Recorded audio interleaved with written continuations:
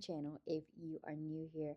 Hi, my name is Brooke, and on this channel, I like to talk about personal finances, lifestyle, and all of that kind of stuff. So, if you like that kind of content, please make sure to subscribe. I would be really excited to have you here.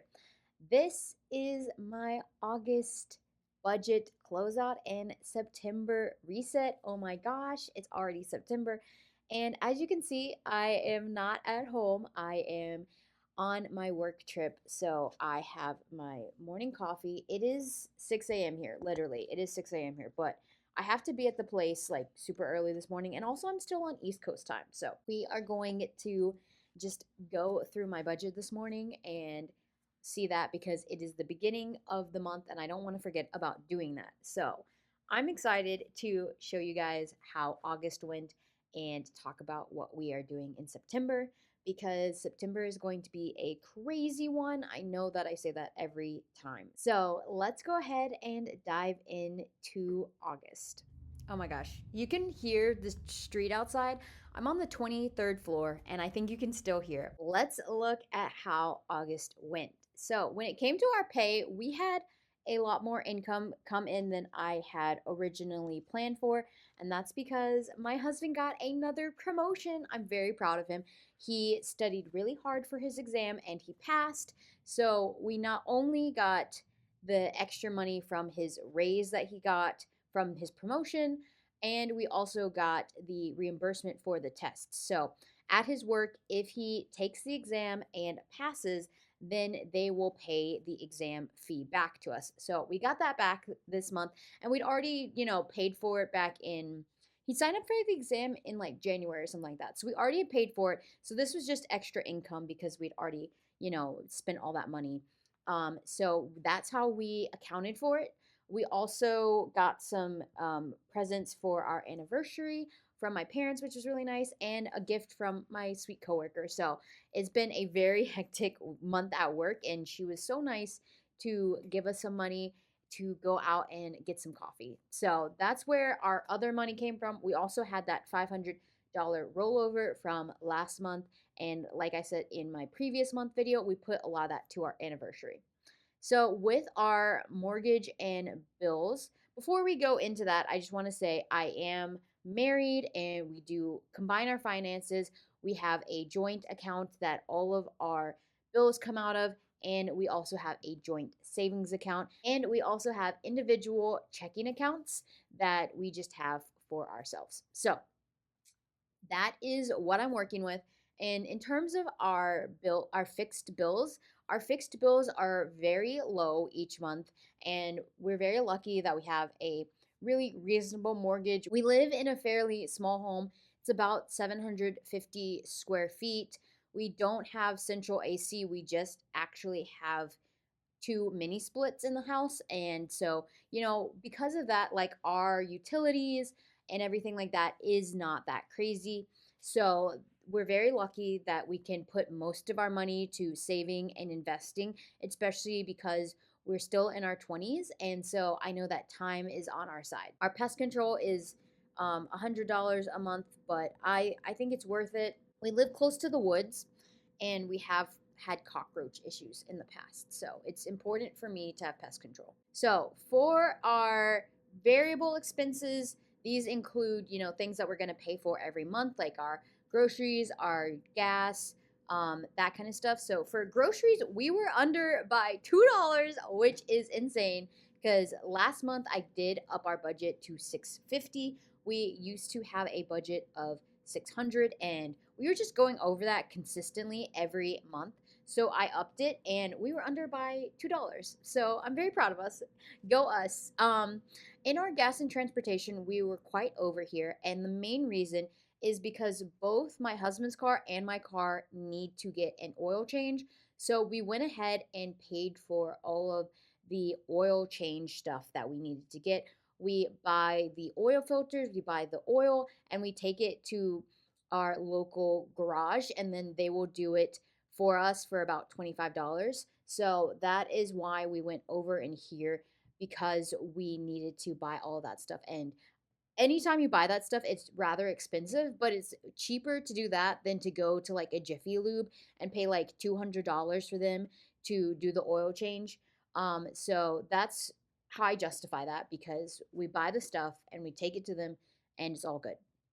We also do giving each month because we are Christians. We do believe in giving away a portion of our income to our church community, to other organizations that we care about. So I just block that out for privacy purposes, but we do like to give generously because we are so blessed with how much security we have with our finances, and we want to be able to provide for others. For therapy, we just haven't been going to couples counseling. It's been a very busy summer, and so we just haven't made another session. I want to go back because I think it's important to just have that, but I also feel, stable enough in my relationship that like this isn't something that we need to be doing like every week to maintain health. It's more of like, like going to the doctor on an annual visit. You're always just checking up on your health. And the other part of our therapy is my husband's copay, and my therapy is covered by my work. So with gyms and subs, we're under here, and I'm not 100% sure. Probably just we forgot to input something. This is my hot work subscription, my husband's martial arts.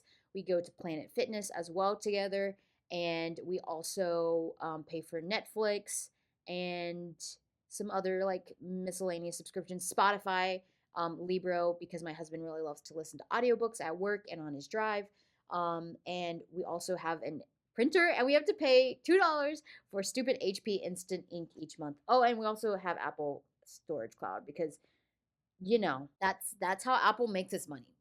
They make its money by selling you on the fact that your phone or whatever is not big enough to hold all your junk. And so then they're like, just pay the upgrade and you have 2 terabytes. And it's like, fine. And I'm like, okay, well, you know what? I did lose my phone last year when I was in Paris, and it was nice to have everything backed up to the cloud, because then when I got my new phone, I just downloaded everything. So, it's worth it for that $10. Peace of mind. Also, I did recently get 2 free months of Apple TV Plus. I'm very excited.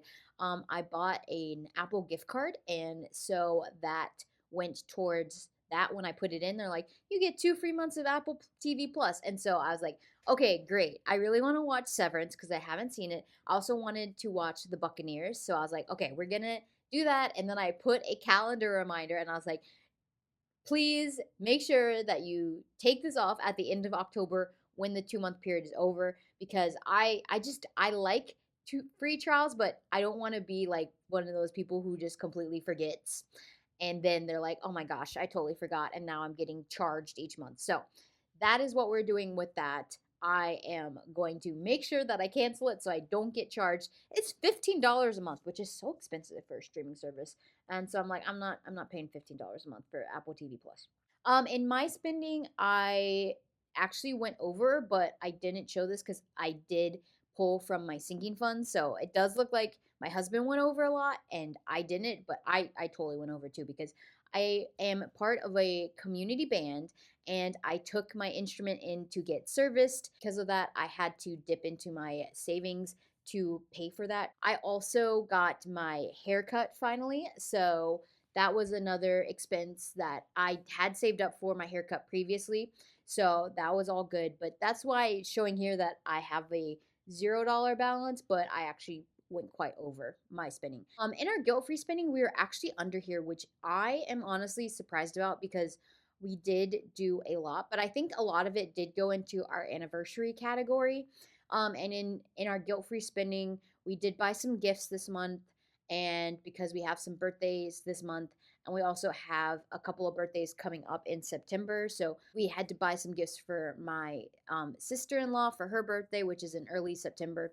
So that is that. And we also ate out a few times. But honestly, our guilt-free spending being under, I'm like really happy about that. I did bump it up because of how much extra income I knew that we were coming in with. In terms of our miscellaneous, we did have some overage here, and it's because we needed to pay for my husband has a college reunion coming up, and it's going to be in New Orleans, and we had to pay the reunion fee, and then There's also different excursions that you could pay for. There was a cooking class that they're doing and a brunch, and so you had to pay for all of that extra. And so we went ahead and just booked all that because we want to have a lot of fun time spent with his college friends. He only gets to see them maybe like once a year. So this is going to be really fun, and that trip will be in October. And then for our 2-year wedding anniversary, we went out to dinner, and this also included buying each other gifts. So we went over a little bit, but we did get that gift money from my parents for our anniversary, which was really sweet of them. Finally, let's look at my favorite part of the budget, which is our savings part of the budget, because I love saving money. I think it's like, to me, it's like a game, and I just love to see the numbers going up. So that's part of it. I just really love seeing the accounts grow. So, our main financial goal right now in terms of our savings is our emergency fund. We are wanting to get it up to 6 months of living expenses, and we are almost about to hit that goal, which is so exciting. But to get to that goal, we put aside $1,500 a month for that. We also have a gift fund. This is to cover any gifts for people's birthdays, weddings, anything like that. And then at the end of the year, we also use the money that is in this bucket to pay for any Christmas gifts that we're going to be doing. So we set aside $145 each month for that. Car maintenance, we did have to pay for our car insurance this month. So you can see that we spent from that. And that is why we save up in this car maintenance fund, because every 6 months we pay for our premiums. So, in our health and wellness, our goal is to have this equal our deductibles. So, we have high deductible healthcare plans, which means we have access to HSAs, health savings account. And if you have an HSA available to you, I think it's probably one of the best accounts you can get. If you put the money in, you can actually, after you get to a certain threshold of amount of money in there, you can go ahead and invest that money, and then that money will grow, and it will grow tax free. And if you take out money and it's for qualified medical expenses, you also don't have to pay taxes on that. So it's a really great account. Also, sometimes when you have HSAs, your company will put in money to your HSA monthly as well. And there is like a limit per year about how much money you can put into your HSA. That changes each year depending on inflation, that kind of stuff. So, always check on those rules. But having your company pay into that is like a really good perk. So, what we're doing is we're just paying for our health needs out of pocket so that we can save all that money inside of our HSAs. For vacations, we put aside $300. We're going on vacation next month. So we have been building this up, and we did spend a little bit out of it again to cover some of the reunion stuff, because I did have a bucket for that, but we didn't have enough money in that bucket quite yet. So I just spent some of our vacation fund to cover that. In our annual sub fees, these are our subs that we pay yearly. So this is our ring insurance, our HBO Max, all that kind of stuff. Our house fund, we put $350 towards it. We are thinking about moving up our timeline. I have been saying, we're going to be moving in maybe 2 to 3 years, but I think that we might be trying to buy a new house next year, which is so crazy to say. I can't believe I'm saying that. I'm like, I don't know if we're going to be able to do it. We need to save a lot of money, but once we finish putting all of that money into our emergency fund, we're going to put all that money into our house fund. So I think that that's might be doable. It's really kind of scary though, because I like lived at my house for over 5 years. So I am very much a person who likes to stay put, but our house just isn't big enough for the lifestyle that we want. So that is why we're thinking about moving up the timeline. For fun fund, I just put $50 aside in here. This is to cover anything that we want to do that, just happens kind of randomly, like going to concerts or like any bigger things that are like fun and stuff like that that we just want to do. I like to set aside a little bit extra money for that so that we don't break our monthly budget. And I think that that's a really good, I think anybody can do that. Like, we only put $50 into this. It doesn't have to be a lot of money, but it can give you peace of mind that when there is something that you really want to do, like maybe your favorite artist is coming in for a live concert and you really want to go see them, you can know that I have that money in the bank and I can spend freely from that without having to break my budget or go into debt or anything like that. And that is the power of sinking funds. And I do have a video all about sinking funds on my channel. I think that they are one of the best tools that you can use. And the reason why they're called sinking funds is because you're just putting that money in there to kind of sit until you're ready to use it. So it's not something that is going to be long term. You're not trying to save up that money and just keep it there. You're using it actively. So that's what I like about sinking funds is you can live your life, you can save the money up front and then go and enjoy the things that you want to enjoy. For Mexico, we've actually been putting all of our high yield interest savings into this. So we're not saving into it, but it's still growing because we are putting aside money. We did pay for some excursions this month and we paid for transportation so that we pulled from that. But we have been not using any of our money, just our high yield savings interest, which has been so great. So get a high yield savings account. They really give you a lot of bang for your buck. Finally, we have our new tech fund. This is for if we ever want to get new laptops or if we want to get new things for electronics, new TV, whatever like that. We're just putting aside a little bit money there as well so we can pull from that when we are ready. All right, and if we look at our investments, so I say this in all my videos, I set it and forget it with my investment strategy. I buy into index funds and I don't really look at the market. I don't try and buy individual stocks. I'm not trying to do any of that. That is just a recipe for making your life more complicated than it needs to be. So that is what I do with these accounts. I have a Roth IRA, my husband has a Roth IRA, and we have a joint brokerage account. And this joint brokerage account is probably going to be some sort of bridge account if we decide to retire early. So we don't have 100% a goal for this money, but I just like to set aside this extra money when I know that we are able to afford it and we have all this extra income that we can just put towards this because time is on our side and this money is going to be so valuable when we get older because we've given it time to grow in the market. So that is what we're doing. We're maxing out our Roth IRAs and I just dollar cost average into it and put aside it. So by the time that we reach the end of the year, we are able to put aside $7,000 into both of our Roth IRAs. And then for our debt, we have done a lot of progress on our debt. I think I also don't try to over engineer paying for our debt. Right now, we were originally paying off using the avalanche method, my husband's student loans, pretty aggressively. However, my husband's student loans have a rather low interest. Most of them are under 5%. So it's not that big of a rush to get them done. So we haven't been focusing on that. So what we've been doing is we've been putting aside the principal and a little bit to go towards interest each month. Also have my car loan and my car loan is getting close to the end. We have like, $3,600 left on it and I really my stretch goal is to pay it off by the end of this year. I don't know if we're going to make it, but that is my stretch goal. So we are going to see if we can get to there where I can pay it off by the end of the year because then that means I would have only had this car loan for 1 year before paying it off. So that'd be so exciting if I could pay it off within a year of getting my car loan. So now let's look at my cash flow summary. I love this little pie chart. I think it is a great representation of seeing where all of our money is gone.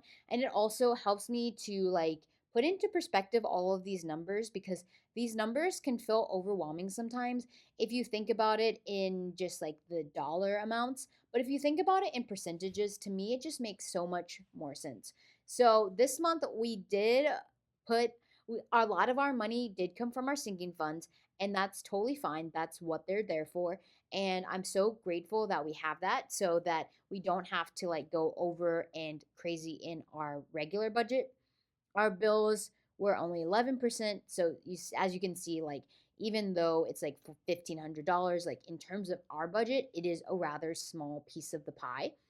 And our expenses were 21%, even though we still went over and we overspent. We were able to make up for that with all of the extra income, which is really nice. So our expenses were still rather low. Our savings was 17.2%. So I like to have that number, around 20%. Our revolving funds were 8%. Those are our sinking funds. I just kind of put savings as like long-term savings, and then our revolving funds are going to be our sinking funds, and I like to break those out in my pie chart so you can see which money is going towards long-term things and which one's going towards being spent later. And our investments were at 15.8%, and our debt was at 7.2%. But again, our debt is not our main focus right now, and we are going to continue to save, and hopefully we can maybe move next year. I don't know. We'll see what the future holds, but we are working towards that. Okay, I have talked a lot. This has been like 30 minutes of just talking for the budget for August. So let's go into September and see what our money is doing. So, as always, I like to start by looking at our projected income.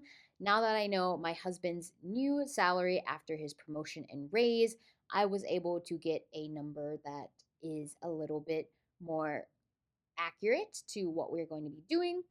And we also had a bit of a rollover of $300, and we're going to be putting that towards my car loans. I'm so excited about that. Our bills, again, are the same. Like I said, I think our water is probably going to be more expensive. I don't know what that bill is going to be just quite yet. So I just put in my usual $50, and that usually covers it just fine. Groceries and household, I brought it down because we are going to be out on vacation for 1 week in September. So we won't be buying groceries that week because we're leaving on a Monday and we usually buy groceries on Saturday. So I brought that down. I think that that should be fine. For gas and transportation, I just left that at 180 because we do need to pay for the oil changes to happen. So I put in that money for that. For therapy, I went ahead and just took out the couples counseling because I know we're not going to be doing it. And so I just put in my husband's copay. Gyms and subs are the same, even though we had that one $10 left over. That, like I said, something was not accounted for. That's it. Our spending is the same, and I'm super excited because right near where I'm staying is a Nintendo store, and I love Nintendo, so I might be spending a little bit of that money, just a little bit of that money on some stuff. We have these Pokemon plushies, and I love Pokemon. It's like one of my all-time favorite series of games, and I watch the anime show and all that stuff. I am like a love Pokemon. So I might be getting another Pokemon plushie. Not that we don't have enough already, but I want more Pokemon plushies. So I might be using a little bit of my money to buy some Pokemon plushies. But it's my money. That's why I have it here. Guilt-free spending. Spend on what you love. I love having my little Pokemon plushies on my bookshelf. They're so cute, and they all have names. So yeah. And then for our guilt-free spending, I also brought that down because we are going to an all-inclusive, and I've already paid for the excursions and stuff like that. So we really won't be spending that much outside of that when we're on vacation. So I'm feeling fine with that. And for our other, we just had a lot of extra money. I asked my husband, what should we do with it? Like, could we put it into like a different savings account? And he's like, maybe we just put it into other and then see how it goes. So I put it there. Probably not gonna spend all of it, but that's fine with me. So our budget is actually pretty lean this month because of going on vacation. All inclusive is really nice. We paid for all of it with points. So if you want to see how I did that, I did make a video about how I used my credit card points. I will also link that to this video. I think it's a really good video to explain how that works and how we got our points and where we used it and all that good stuff. For our savings and singing funds, emergency fund 1535. I think this might be the last month, or October might be the last month of us putting that much money into there. Gift fund, car maintenance, health and wellness, all the same. I brought our vacations down to 160 because since we're going on vacation this month, I just was like, okay, we're gonna save a little bit less towards future vacations. And annual sub fees are the same, and our house fund is where I added more, again because of talking about changing our timeline of moving up. So I moved this up to $1,000. And so I'm excited for that, to save that money. Hopefully, we will really be able to accelerate this once the emergency fund is done and potentially move next year. In our investments, we are keeping them the same. Everything here is on auto draft. So I don't even worry about it. I treat it like a bill. It happens, it comes out, and I don't have to worry about it. Finally, for our debt, this is, like I said, where we're going to put that 300 extra dollars. We're going to put it towards my car loan. And I did the math, and if we put the $800 towards my car loan this month, we will be under the $3,000 mark, which is so exciting. I really am so grateful that I was able to pay for a lot of the car up front and only take out a small loan. All right, y'all. So if you have gotten this far in the video, I appreciate you so much. Thank you so much. Make sure to comment down below how your September is looking. What are you looking forward to? I love to read all of your comments about everything that's going on with your life. I know that we have a lot going on this month and I am excited for it. And as always, please make sure to like and subscribe, and I will see you all in my next one. Bye, y'all.